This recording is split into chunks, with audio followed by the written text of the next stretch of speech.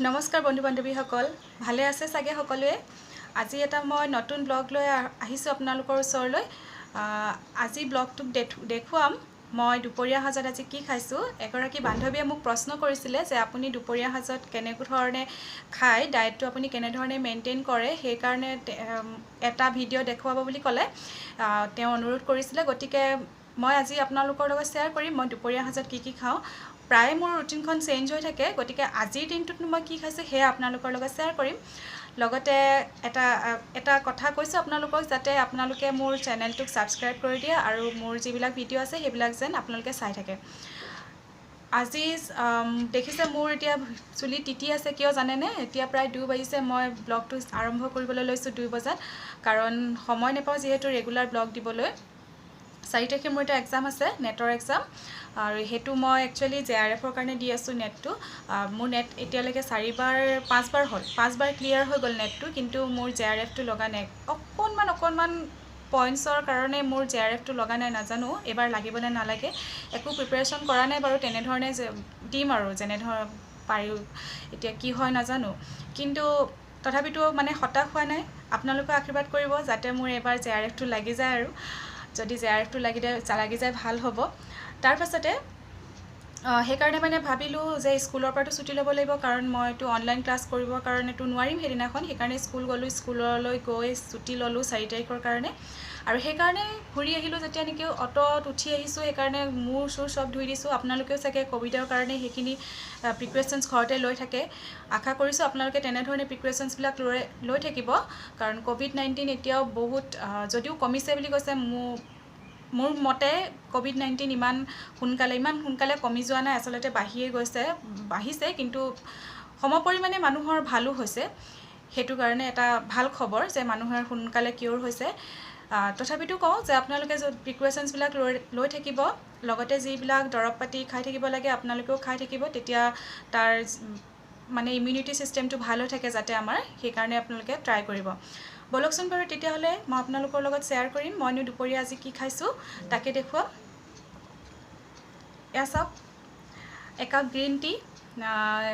একাপ green tea মানে এইটো কফি কাপ, এটা ডাঙৰ কফি মগ হয়। এই কফি মগটোত মই 1 কাপকৈ খাওঁ। আৰু এই গ্ৰীণ টি দেখিছে তলত এয়া পাতবিলাক ওলাই আছে। এই গ্ৰীণ টিটোত আপোনালোকে পাৰ কেজি 1000 ৰুপিজৰ এটা গ্ৰীণ টি আছে। মই প্ৰথমতে সেইটো গ্ৰীণ টি ট্ৰাই কৰিলোঁ, আৰু তাৰপিছত মোৰ মানুহজনে আকৌ কি কৰিলে, আৰু এটা গ্ৰীণ টি আনিলে, সেইটো পাৰ কেজি 2000। সেইটো খালোঁ, সেইটো টেষ্ট ল'লোঁ।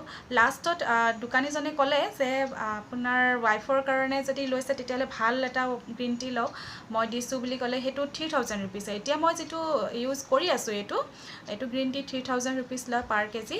আৰু এইটো মোক মাহেকত প্ৰায় 200 টকামানৰ আনো মই। 200, 250, 300 এনেকৈ আনো, আৰু 200 মানে কেতিয়াবা 300 টকাৰো আনো, কেতিয়াবা 200 টকাৰো আনো। মাহেকত মোৰ সিমানখিনি আনিলে হৈ যায়, কাৰণ মই ৰেগুলাৰ 2 কাপ খাওঁ, তাতকৈ বেছি নাখাওঁ। দুপৰীয়া এতিয়া 1 কাপ খালোঁ, আকৌ গধূলি হাজবেণ্ড যেতিয়া আহিব মানুহজন, তেতিয়া মই তেওঁৰ লগত গধূলি চাহকণ তেনেকৈ খাওঁ গ্ৰীণ টি। আৰু এই গ্ৰীণ টিত মই পানী গৰম কৰি, তাৰপাছত কেতিয়াবা প্ৰায় মই আদা দিছিলোঁ, আজি আদা দিয়া নাই, সময় নহ'ল।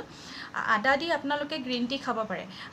আদা দি প্ৰথমতে গৰম পানীখিনি বহুত সময় উতলাব, মিনিমাম 15 মিনিটছমান উতলাই ৰাখিব। উতলাই ৰখাৰ পাছত তাত সেই পানীখিনি যেতিয়া আপুনি গ্ৰীণ টিত দিব, তাৰপিছত ঢাকনিখন মাৰি দিব। সাফৰখন এনেকৈ ওপৰত কিবা এখন দি থৈ দিলে হৈ যায়। তাৰ কালাৰটো ধুনীয়াকৈ ওলাই যায়। এয়া দেখিছে চাগে আপোনালোকে, অলপ গ্ৰীণ হৈ থাকে, ইমান গ্ৰীণো নহয় আৰু। তাৰপিছতে এইখিনি মই ইমান গৰমে খাব নোৱাৰোঁ কাৰণে লাহে খাম। আৰু এনেধৰণে আপোনালোকে গ্ৰীণ টি তৈয়াৰ কৰিব পাৰিব। তাৰপিছত আজি এয়া চাওক, বেলেগ একো বনোৱা নাই, স্কুলৰ পৰা আহি পাইছোঁহে, সেইকাৰণে ইয়াত 2টা জাহাজী কল আছে গাখীৰৰ লগত। মই আজি গোৱালা গাখীৰ নিদিলে, সেইকাৰণে আজি মই আমুল তাজা গাখীৰকে অকণমান লৈছোঁ। আৰু লগত তাৰ ওপৰত দিছোঁ, মই চেনি নাই দিয়া, মই চেনি নাখাওঁ, তাৰ সলনি খাওঁ মই মৌজোল। আপোনালোকে মৌজোল খাব পাৰে, নতুবা আপোনালোকে গুড়ো খাব পাৰে, গুড়টোও ভাল। আৰু মৌজোল নতুবা গুড়, এই 2টা বস্তুৱে খাব। চেনিটো যিমান পাৰে এভইড কৰিব, আৰু মিঠা বস্তু বিশেষকৈ এভইড কৰিলে আমাৰ যে হেৰিটোৰ কাৰণে আমি ট্ৰাই কৰোঁ, আমাৰ ডায়েট প্লেন কৰোঁ যে, তাত আপোনালোকে পৰাপক্ষত মিঠা বস্তুটো এভইড কৰিব। যেতিয়া আপোনালোকে ধৰি লওক এটা ফিগাৰত আহি গ'ল যে মই ইমান চাইজতকৈ আৰু বেছি খিনাব নিবিচাৰোঁ, তেতিয়া অলপ অলপ মিঠা খাব।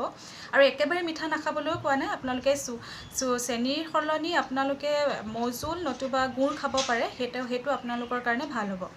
লগতে এয়া মই দেখুৱাইছোঁ, এয়া আপেল 4 টুকুৰ লৈছোঁ মই, 4 টুকুৰ আপেল। আৰু বালিয়া আপেলটো খাইছোঁ মই, বালিয়া আপেলটো খাই ভাল পাওঁ, মোৰ হাজবেণ্ডেও ভাল পায়, সেইকাৰণে বালিয়া আপেল খাইছোঁ। আজি তাৰমানে মোৰ দুপৰীয়া সাজত এয়া চাওক,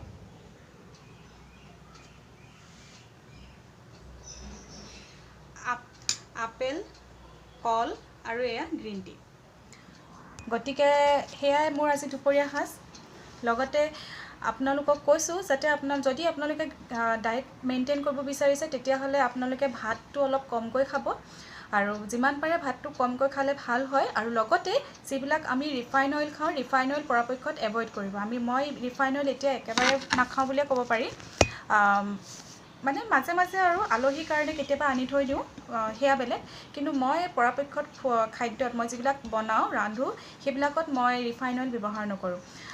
আপোনালোকে হয়তো বিশ্বাস নকৰিব পাৰে, মই যিবিলাক পোলাও বনাওঁ, মই পোলাওটো আনকি ৰিফাইন অইল বা ঘিউটো অকণমান দিওঁ, কিন্তু ৰিফাইন অইল নিদিওঁ মই। বহুতে ৰিফাইন অইল দিয়ে, মই ৰিফাইন অইল নিদিওঁ, মই তাত মিঠাতেল দিয়ে বনাওঁ। খাবলৈও বহুত সোৱাদ হয়, মানে যিহেতু আমি ঘৰত খাবৰ কাৰণে কৈছোঁ, আৰু বেলেগক খাবলৈ দিবলৈ হ'লেতো আপোনালোকে যেনেকৈ বিচাৰে তেনেকৈ দিবই লাগিব, কিন্তু ঘৰত খাবলৈ হ'লে আপোনালোকে অলপ হেল্ডি খাব, আৰু যিটো খায় যাতে তাত এইটো